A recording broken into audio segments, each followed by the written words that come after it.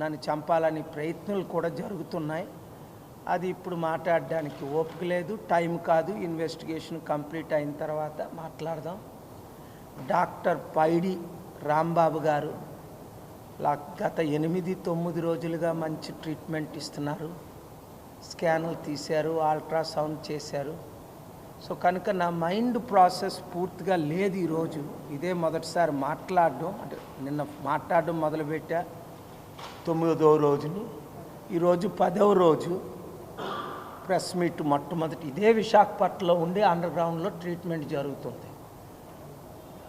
చేశారు అన్నది under investigation. అయితే అనుమానం ఎవరు చేయించారో అనుమానం ఉంది.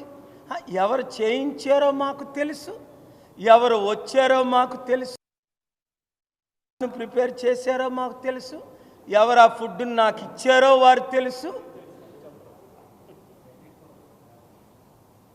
అది ఫుడ్ పాయిజన్ అయిందన్నాను డాక్టర్ గారు రుజువు.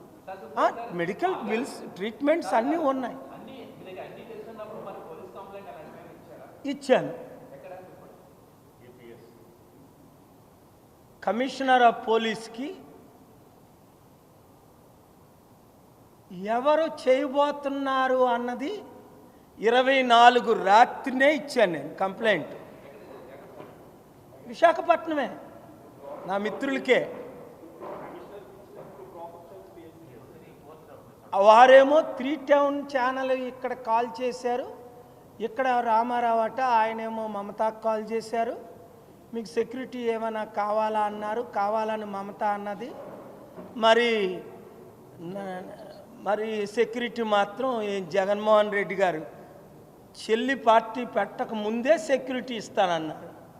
మరి నాకెందుకు సెక్యూరిటీ ఇవ్వలేదు? మీ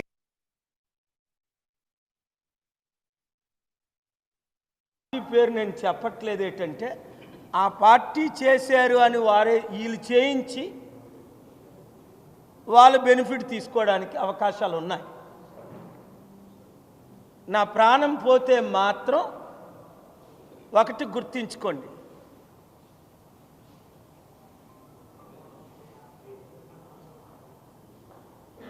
కేవలం దేవుడు పర్మిషన్ ఇస్తేనే పోయింది. నాకు ప్రాణహాని చాలాసార్లు చాలా దేశాలు, చాలా నాయకులు విశ్వ ప్రయత్నం చేశారు. అమెరికన్ గవర్నమెంట్తోనే యుద్ధం రోజు చేసి వాళ్ళు 747 అమెరికన్ ప్రెసిడెంట్ 747 కంటే ఈరోజు నాకున్న 747 ఫాస్టెస్ట్. దాంట్లోనే కదా వచ్చాను ఇండియా అనేక సార్లు. నేను ఎవరికి జడవను, భయపడను. కానీ నేను బ్రతికుంటుండగా మిమ్మల్ని బాగు చేద్దామని ప్రయత్నం చేస్తున్నాను.